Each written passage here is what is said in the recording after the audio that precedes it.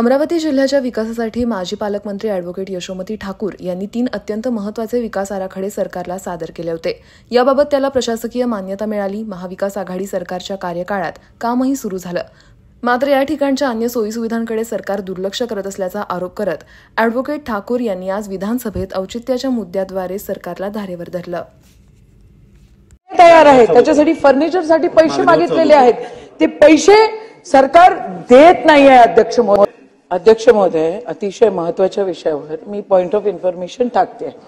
मागच्या वेळेला ज्या वेळेला काँग्रेस राष्ट्रवादीचं सरकार होतं त्यावेळेला 3 विकास आराखडे मंजूर झालेले होते। मोजरी विकास आराखडा राष्ट्रसंत तुकडोजी महाराजांचा, गाडगे बाबांच्या नावाने वलगाव विकास आराखडा आणि आई कौंडण्यपूरच्या आई रुक्मिणीच्या नावाने पंढरपूरचा विकास आराखडा।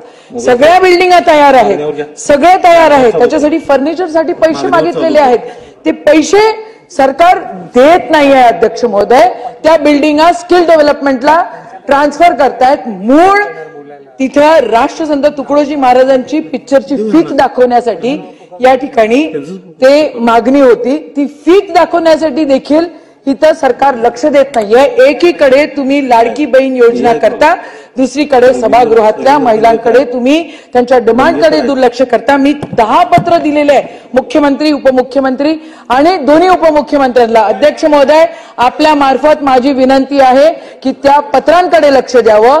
महिला ज्या सभागृहामध्ये आहे त्यांच्या ज्या डिमांड आहेत त्याच्याकडे लक्ष द्यावं आणि त्या ज्या बिल्डिंग आहेत त्या दुसरीकडे कुठेही ट्रान्सफर न होता त्या ज्या कारणासाठी बनलेल्या आहेत त्या कारणासाठी त्या बिल्डिंगांचा वापर व्हावा।